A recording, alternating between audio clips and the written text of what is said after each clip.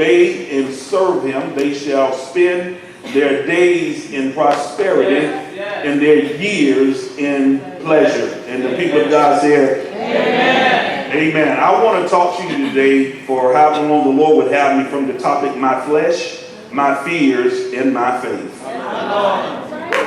My flesh, my fears, and my faith. Thank you. Father, bless this word today. We pray that you take authority over the atmosphere, Father, that you would begin to minister life to the people of God, and that you would bring about change today, God. There's no one greater than you, Father. There's no one greater than you. And Father, right now, I stand as a worshiper, God, and I take authority over the atmosphere, and I begin to say that there's none greater than you. Nobody greater. Nobody greater than you, Father.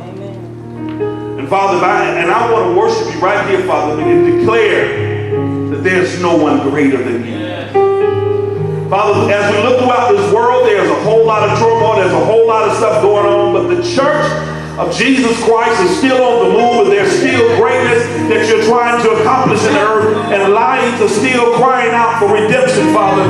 And so today we stand and we declare that there's nobody greater than you, Jesus. There's no circumstance, no situation, no problem, no issue, no family matter, no financial dilemma, God, nothing that can invade our lives today that is greater than you. And so I make this declaration, and I pray that I have a few believers with me that will make the devil real mad and declare that there's nobody greater than our God. That there's nobody greater. God, you're still a healer. You're still a way maker. You're still a provider. God, you're still a reconciler. God, you're still able to do great things. So God, with our hands lifted all over this world, for all of this room,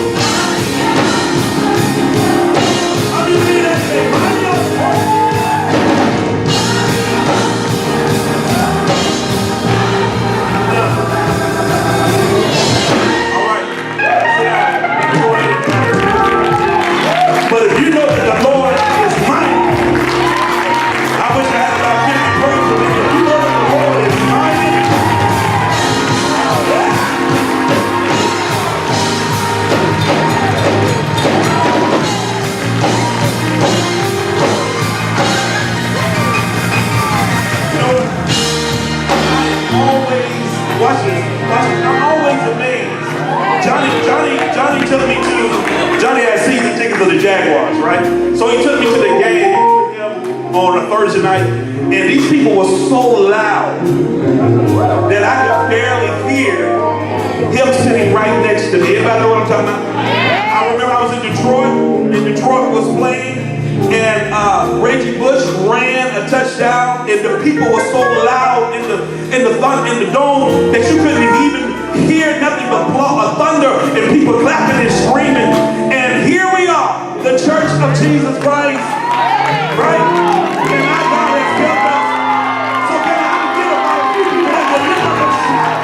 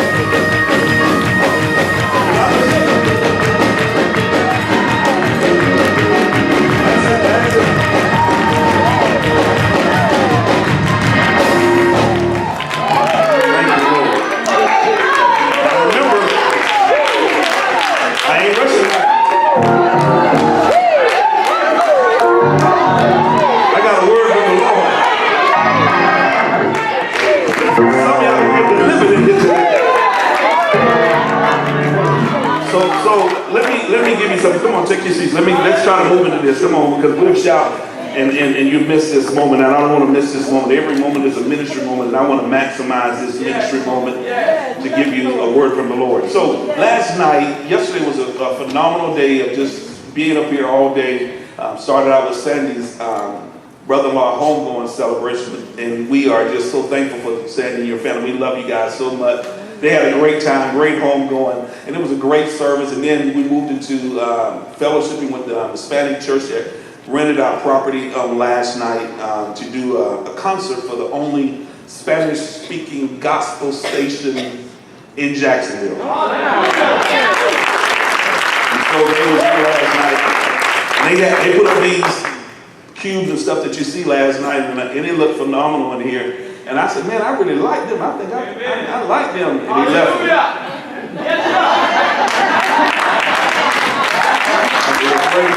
Let the Lord use you. Let the Lord use you.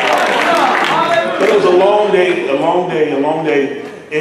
And so on my way home last night, I'm riding down Old Middleburg, and the Lord often speaks to me during this time. So I'm riding down Old Middleburg, and this thought just came into my mind. Remember our verse now, they obey and serve, they spend their days in prosperity, years in pleasure, Job 36:11. But I'm writing, and then this thought just came into mind, like out of nowhere. Oof, there it is. What if Moses knocked on my door and said, I'm here to take you out of bondage and into your promised land? Come on now. So this thought was running through my mind, because obviously, I'm thinking about the children of Israel. I'm thinking about how they will possibly start processing what Moses said. And so here Moses is saying there's going to be no more bondage. You're not going to have any more taskmasters. There's not going to be any more disrespect. And you're going to begin to live a life filled with promise and potential. Yes, so I wonder how I would respond as just a humanoid, just hearing this for the very first time. I wondered if I began to pose myself a few questions. So I wondered if I would say something like, I don't like where I am, but I'm comfortable. Yes, sir. And I thought about how we are able to, because of our mindsets, we're able to get used to the craziest things, like lack and poverty and even struggle.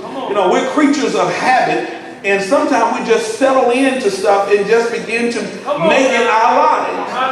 Now, I might be preaching to Robert, but that's okay, because I remember living, if you're over 40, living in the Blodgett home. I remember living in the Blodgett home. Now, you've heard me say this before. It wasn't my house. I was living with this young lady who was on HUD and was getting government assistance and lived in this low standard apartment and so forth and so on. I didn't have a job, but she was taking care of me and all of this stuff. And I got used to just sitting in her living room with the little pieces of furniture that we had, watching a small black and white television and just waiting on her checks to come every so often so that from time to time we could have a decent meal. Come on. And so I got used to living like that and don't even realize how long I started. I don't even realize how long I was there. I can't remember, rather, how long we were there. But the reality is that for a season of my life, I was comfortable there. Come on. I was comfortable in a situation that wasn't healthy, that wasn't productive, that wasn't causing me to experience God. And I promise you, I was living worse than most people would even imagine. Now, just because I'm spoiled, but you couldn't even imagine how bad it was. But I got used to living like that. I got used to not having money in my pocket. I got used to being poor. I got used to having to struggle to make ends meet. And so then I thought about the next question. I probably asked Moses, where are we going? Because, many find it hard to walk away from what you know to be certain to the unfamiliar. And so when you have to walk into the unfamiliar, it can become challenging to you, because now you're used to living life a certain way, and now you're telling me we finna go, we get ready to leave, I can't stay here anymore. So then I thought about a third question. So where am I going to get what I'm already used to? So some of us don't even wrap our heads around it, because we're trying to figure out, well, how am I going to be provided for? How am I going to be taken care of? Because once I take a step out into the unknown, who is going to provide those things that I need? So those are just a few questions that I thought about on my ride home, because I really believe that everyone in this room desires to see the miraculous. I believe that everyone in this room want to experience God. They want to have an authentic move of God in themselves. However, most believers do not know how to position themselves to receive it. Right. So now remember, this is a learning environment. I am an instructor in the things of God. I'm an instructor in the ways of righteousness, and I've come to teach you that repetition is one of the best tools for us to learn. That's me repeating the verse, Job 36 and 11, that if you obey and serve him, you're going to spend your years days of prosperity and years in pleasure. I've already told us that there has to be someone standing in the next dimension to help pull us into this new realm. There's got to be someone who has already lived it, who has experienced it, and whom God has made choice of to take you from where you are to where you are about to go. Now, I said earlier that I'm giving God a praise on credit for my upcoming year, because I believe in 2018 I'm stepping into a next dimension. Now, three of you going to really get this. Three of you going to really grab hold of this. You're going to see yourself this time next year all the way in a different dimension of living. Now, I need you to understand. I'm talking about I was so poor I couldn't pay attention, living with some woman, and she wasn't my wife, and I was living in poverty and struggling. But look what the Lord has done. See, you don't have to even get excited off of that. But I'm not poor anymore. God has raised me up and made choice of me and done something great in my life so that I'm able to testify of his goodness. So that I've taught you that there has to be somebody standing there ready to pull you into the next dimension. Moses was that kind of man. He had an encounter with God. God made choice of him. Why?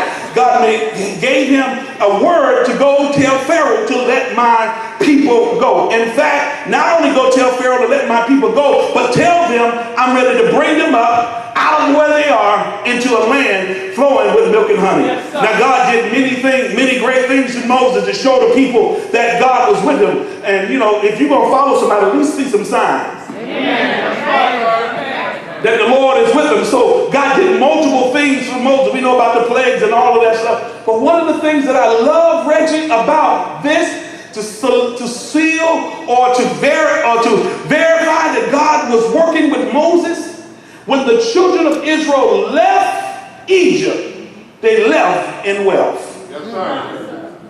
The Lord made their enemies give to them. Now watch the verse in Exodus 12 and 35. See now, I'm going to help you, 12:35. And the people of Israel, watch this, they did as Moses instructed. And the Egyptians, and asked the Egyptians for clothing and articles of silver and gold, and the Lord caused the Egyptians to look favorable upon the Israelite, and they gave the Israelite whatever they asked for. So they stripped the Egyptians of all their wealth. Yes, now you talking about, watch this now. You got to really put your hand, because some of y'all ain't catching this. You're missing it, right? Watch it. So here you were, impoverished, living in horrible conditions. And God sends a messenger to tell you, I'm ready to bring you into another dimension. And I'm going to give you a glimpse of where I'm going to take you so you don't get frustrated with where you are. I'm going to make your enemies bless you so much on your way out of your bondage. I'm going to show you that this is the kind of life that you can live. Now, for all of you that missed that, catch it. I'm here. I'm your Moses. I'm knocking on the door. I'm here to tell you, God's getting ready to bring me up to another dimension. All right. Okay, you missed it. All right. How about this? $50, right? Dale, catch that man. That's you. I ain't just throwing it to him. I'm telling you, that's how the blessings get ready to fall in your life. You weren't looking for it. You weren't expecting it. You probably don't deserve it. But because you're connected, God's getting ready to reign in your life. A few of you going to get it in a minute. I'm going to bring you up. You ready to come out tomorrow. I'm going to teach you ready. I'm going to bring you into a whole nother dimension. 10 people that believe it, give God a praise like you know who he is. This ain't the day to sit back and look crazy.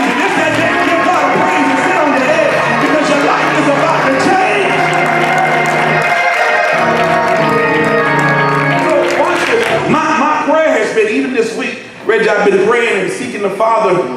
Now watch this, that for every member of this local church that we will begin to experience a consistent supernatural visitation of the Father. That's right. Now watch this, not just a visitation, but a consistent visitation.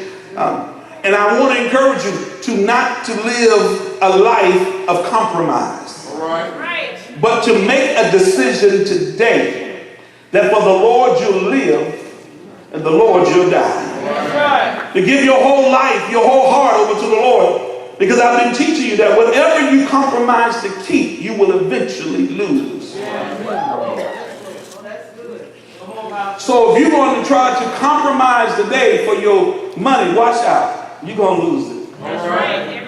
If you compromise relationships and stuff to try to keep them, you're going to lose it. The Lord is calling every one of us up under the sound of my voice to be that person that will step out. Why is this so important, Regina? Why is this so important that we will become the living witnesses of God working in the earth? Especially in a time where people are struggling to follow God. We need living testimonials that goes something like this. That was God.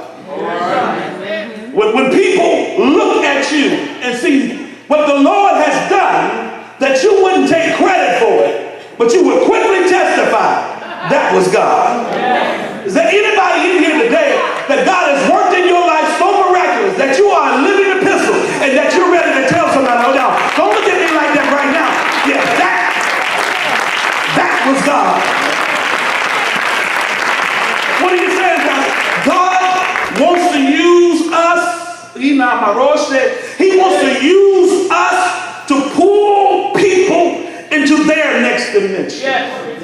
He is making choice of you today. And I hope that you can hear me by the Spirit. He is making choice of you today. He's calling you out. And he said, I'm ready to use you for the glory of God. There's some people that need to know that God is still working in the earth. And I'm making choice of you today to bring them up unto another dimension. So we've already established two things. And it's going to take someone to bring you into the next dimension. And then also God is ready to make choice of you.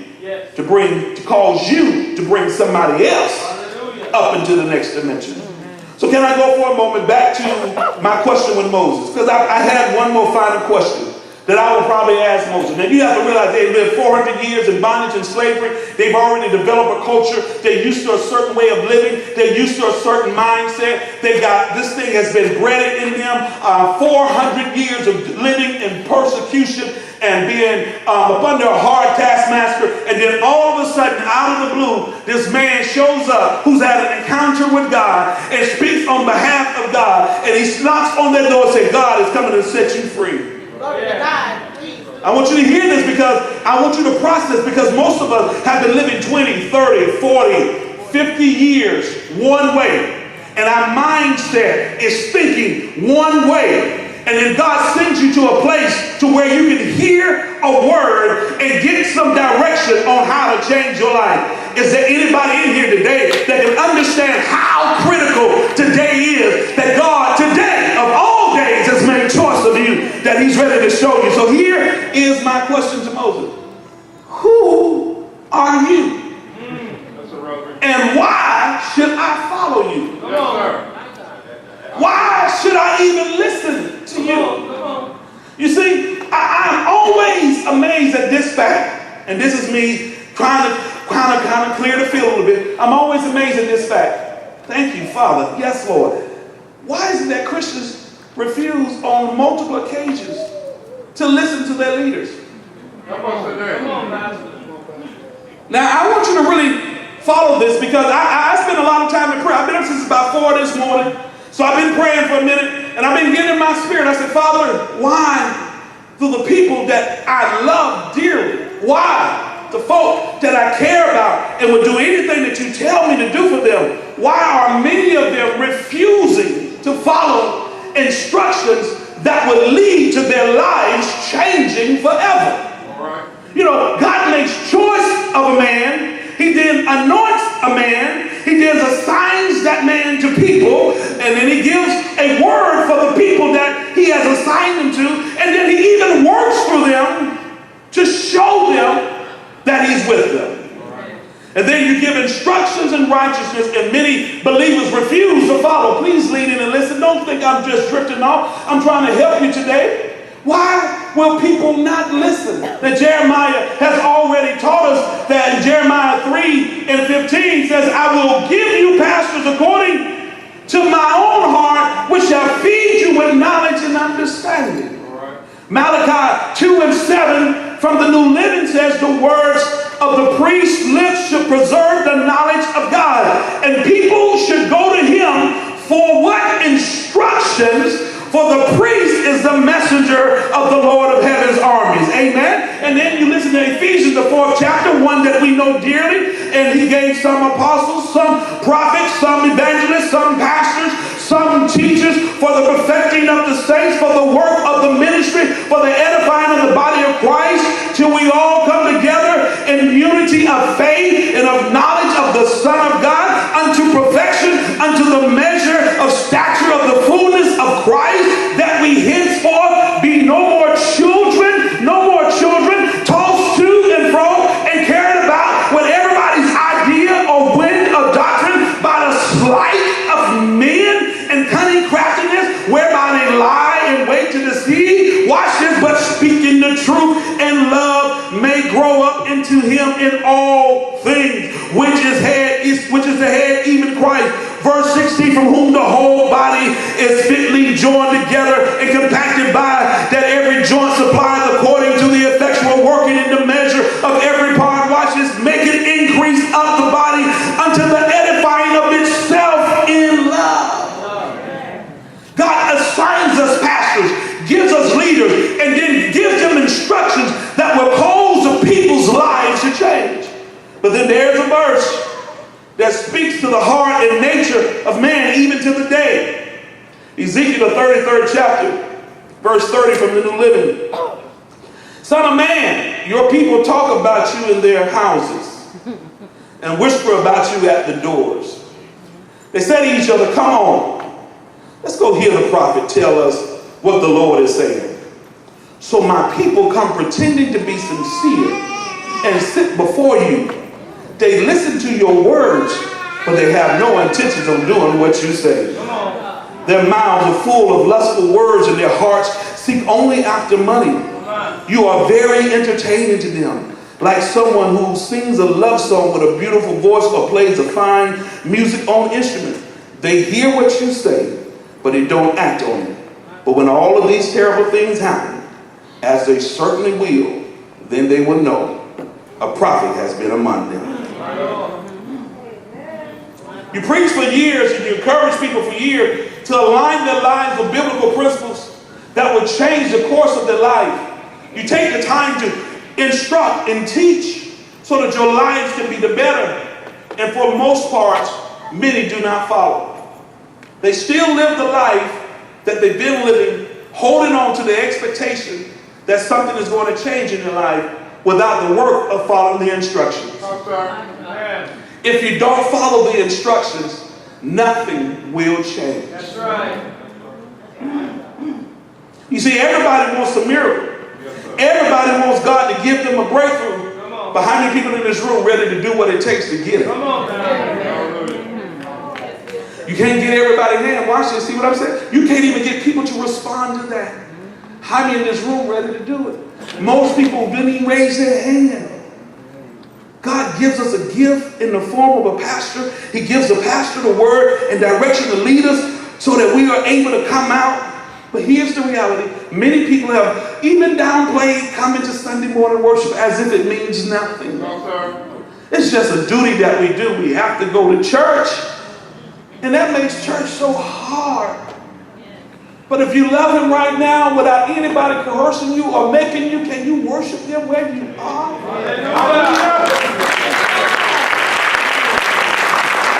Then you lift your hands and say, God, I'm here for real today.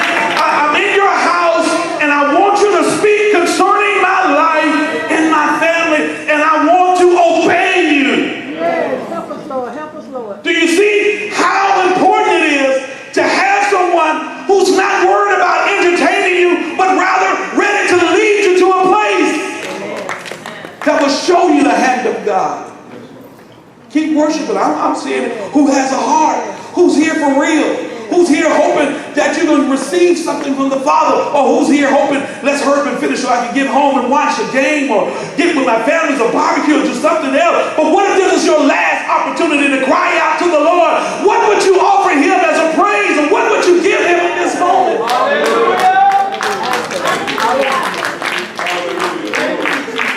We're not challenged enough to talk about our relationship with Father.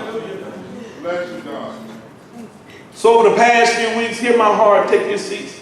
Over this past week, I began to really wrestle with these three words: my flesh, my fears, and my faith. I started really struggling with it. I started thinking about me. And know that I'm redeemed. And if the Lord was to come today, or if I was to leave this planet today, I know without any shadow of doubt that I would wake up in the bosom of my Father. That's right. I don't fear death. I'm not afraid of dying. The only thing that just hurt my heart to leave y'all, but trust me, I get over it because I'll be with Jesus. That's right. But I thought about my flesh. And here's the thing that most believers and even Christians, we want to blame everything on the devil. Amen. And I know that there's a devil. Tony, I know that we have a great enemy that fights against us and try to cause us not to receive or walk in the things of God. But not everything is the devil. There's some stuff that's on the inside of me that doesn't want me to step into the next realm of my life. And if I don't impress my flesh, I don't know who I'm going to preach to this morning. If I don't look at Robert and say, what's wrong with you? You need to get yourself together. When was the last time you had revival, not for your house, not for nobody else, but for yourself, that you laid out on the altar and said, God, will you cleanse my flesh?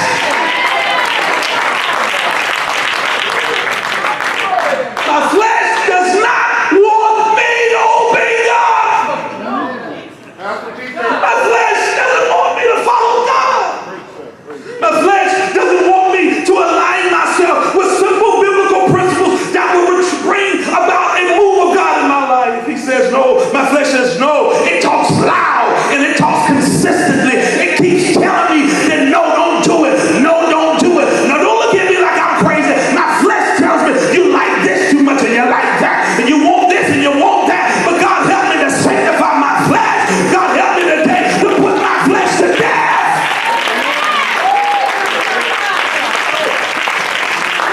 God said, do it. My flesh said, oh no, you better not. See, my flesh causes me to begin to, if I can find the right words to say it, my flesh try to talk me out of, or convince me rather, that what I'm doing is right. I wonder if I can get anybody that's ever been there. God telling you to do something, but your flesh telling you, don't do all. Don't do that. Don't do that. Don't do that. Y'all playing with me. I only see about 3 of you, but I appreciate you. Don't you do that. No. Because you do that. Yeah. My flesh tries to tell me, don't follow God all the way. But I have been commanded to put my flesh to death. Romans says, for if I live after the flesh, Romans 8 and 13, if I live after the flesh, you shall die. But if through the Spirit you do mortify the deeds of the body, you shall live. Now, I grew up in the old apostolic church, and I need you to understand that they taught us about mortify means to be put to death, which means that you are to crucify your flesh and the desires that it has. Every now and then your flesh rises up and it wants what it wants, and it wants to be tickled where it wants to be tickled and scratched where it wants to be scratched. But you got to be so mindful of who you are and stop trying to act like you Miss Holy Mary and understand that you're still wrapped up in this carnality, and that every now and then, if you ain't cover your flesh, your flesh will. I wish I could get somebody, Jesus, that'll be honest and say, I listened to my flesh and I messed it up. I wish I could get somebody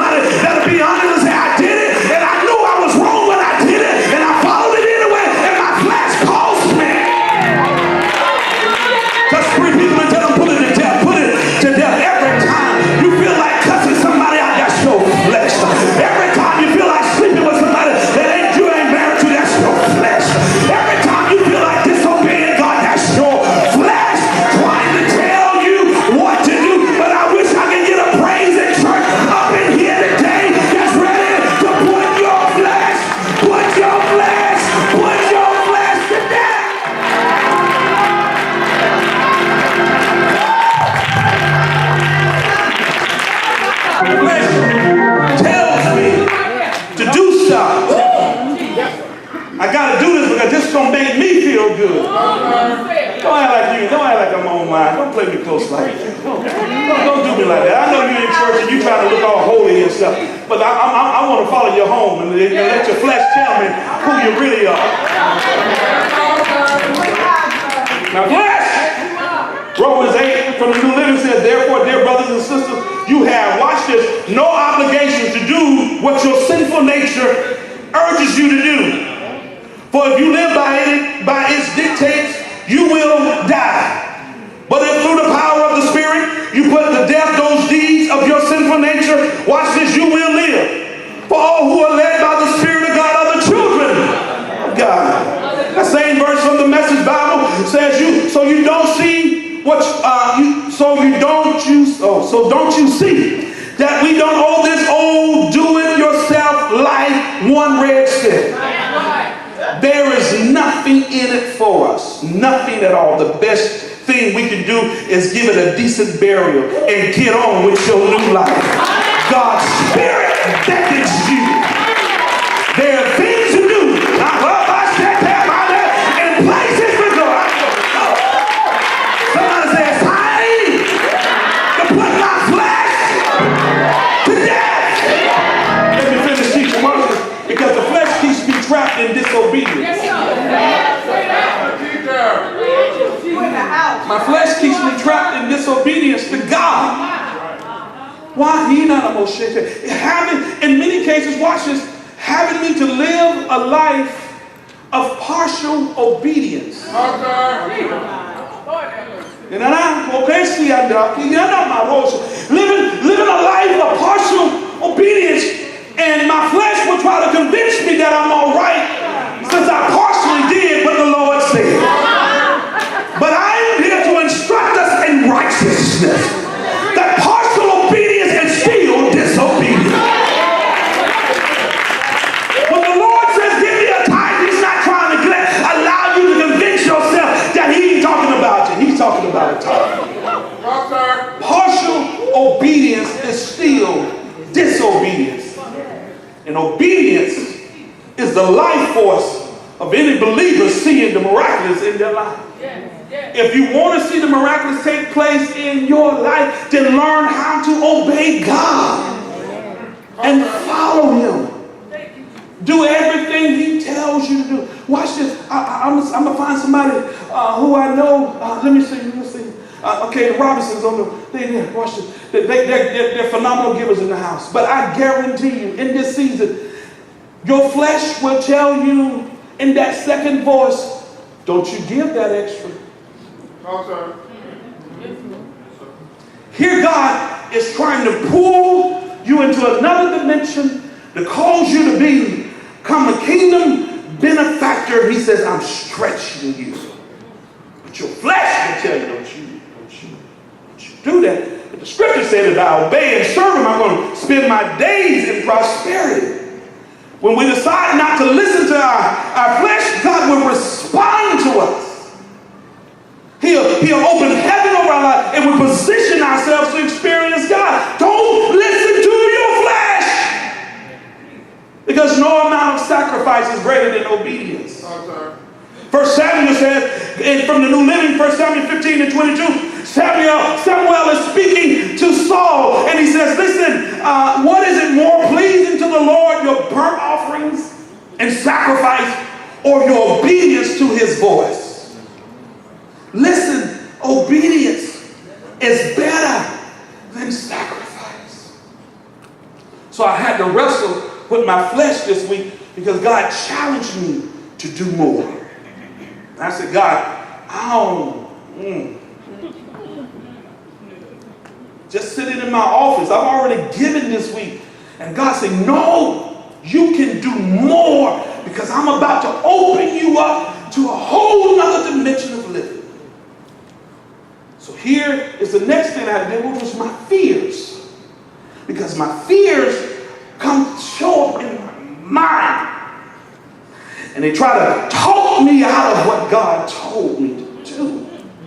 So the fear shows up and tells me, but if you do this, then what about that? So that's That's the kind of stuff that I hear. What about that? And if you do this, then what about that's going to happen? No. How are you going to do that? These are just a few thoughts that flood my life to try to prevent me from responding to God. My fear tries to grip my heart and say, you're already struggling. Well, if I'm already struggling, I ain't got nothing to lose. If I'm already in a place of struggle, I don't have anything to lose. If I obey God, He will prosper me. And He'll prosper you in an unusual way and open doors for your life. How is it, y'all? Come on, let's be real. We were paying $9,000 a month for this property. And the Lord blessed us to get almost $1 million loan and brought our note down to $5,500. Amen.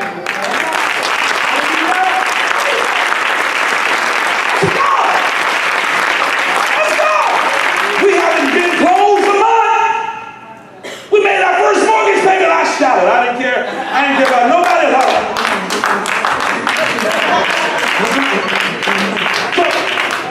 See, that's the Lord. And we will celebrate that. But then how about you celebrate this? That God will send a church that needs a facility to use your facility on off days and pay half your mortgage.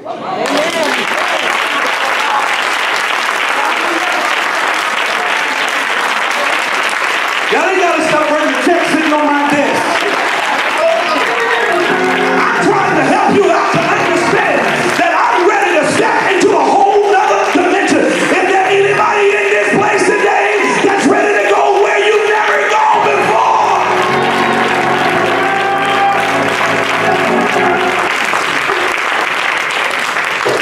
I got a check over there, it's $2,300 a month. I'm just telling you. I'm not telling you stuff that it won't happen.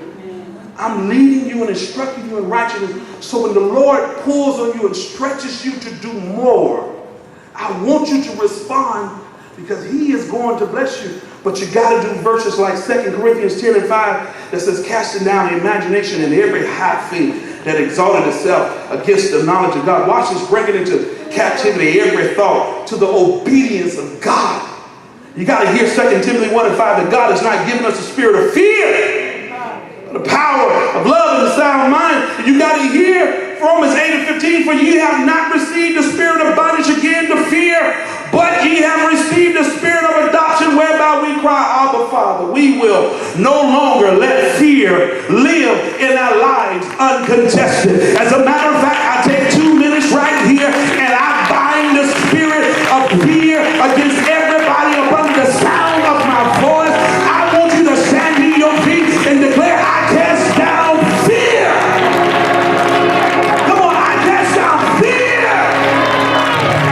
I will not live my life in fear. I will trust God. Now take a few minutes and thank Him real good, real good, real good.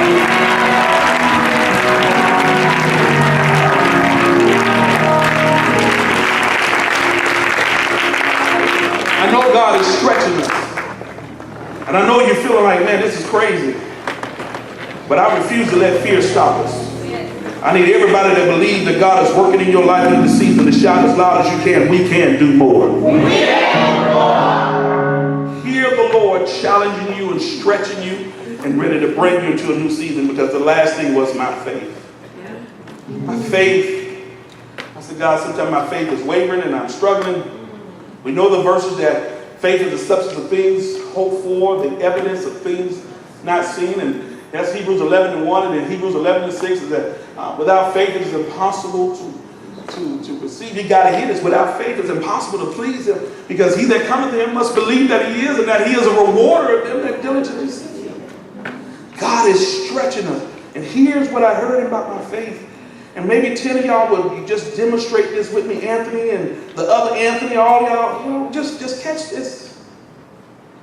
Because here's what the Lord is whispering in my ear. He's ready for me to grow in my faith. He's ready for my faith to be stretched because it's going to take my faith to take the next step. Amen.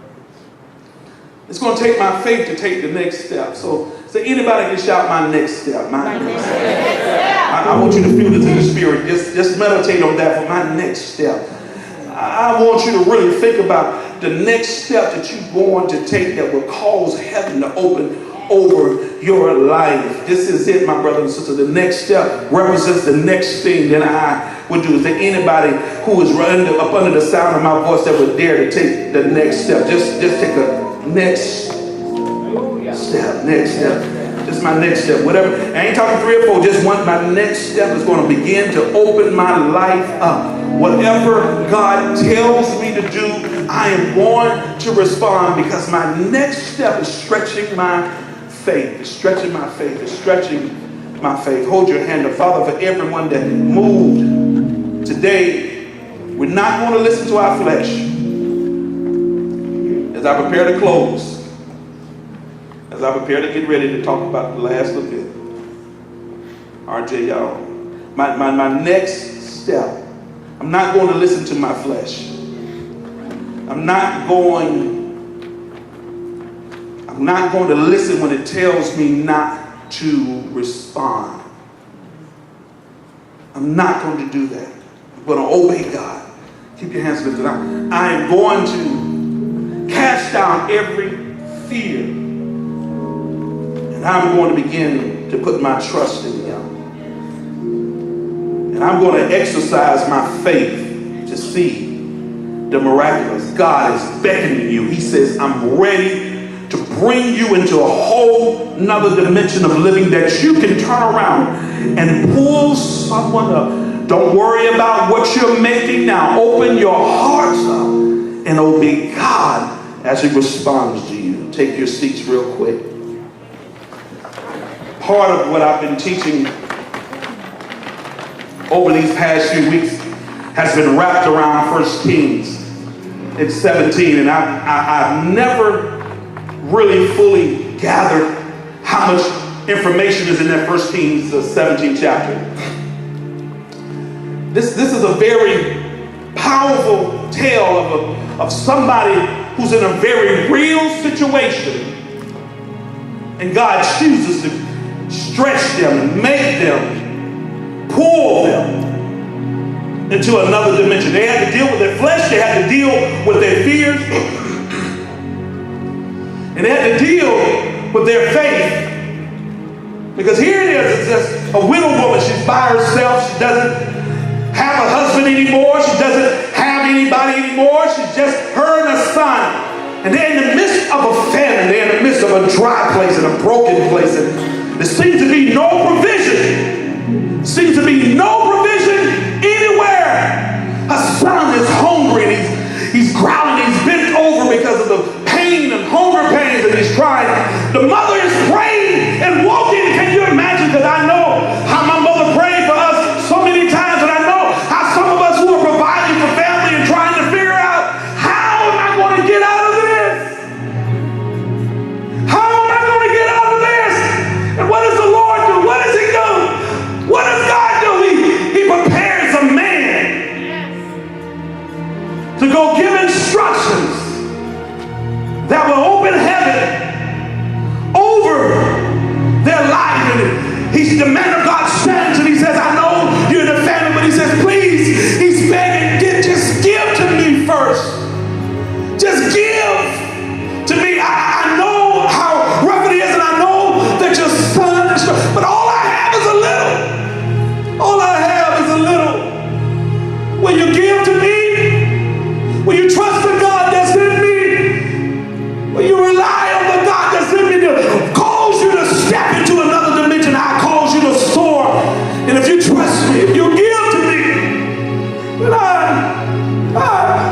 promise you that God will take care of you and that you won't live in lack. That God will give you abundance and He'll prosper you. You'll have enough to last you the rest of your life. But all I need you to do is just follow the instructions. Give to me first.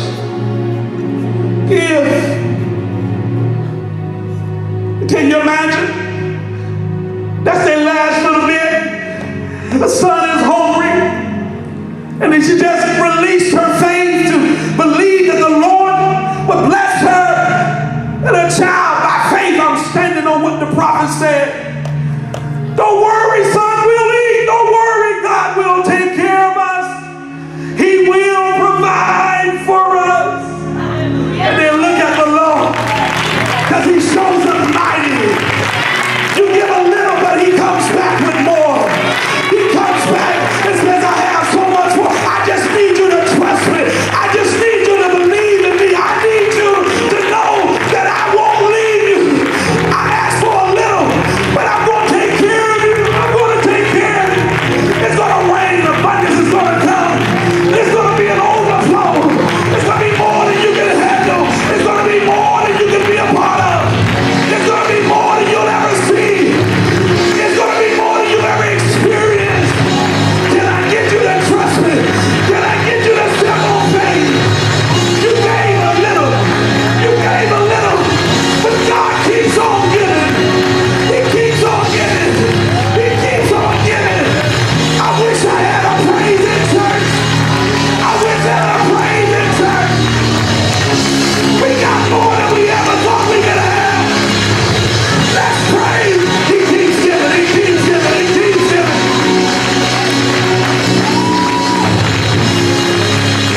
Is there anybody here hear what I'm saying? I'm trying to lead you to the next dimension. And I'm trying to show you that God will do it. Give him a praise. Right?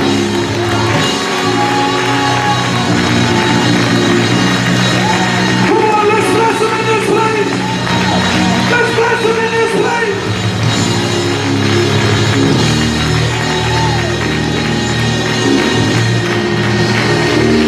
There's no limit.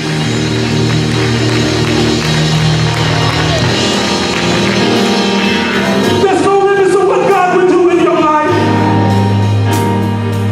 There's no limits to how God will open heaven over your life. We can't listen to our flesh. We can't listen to our fears. We've got to stretch our faith to believe God for who he is and what he can do. When you stretch those hands and let's cultivate an atmosphere. No limits, no bound.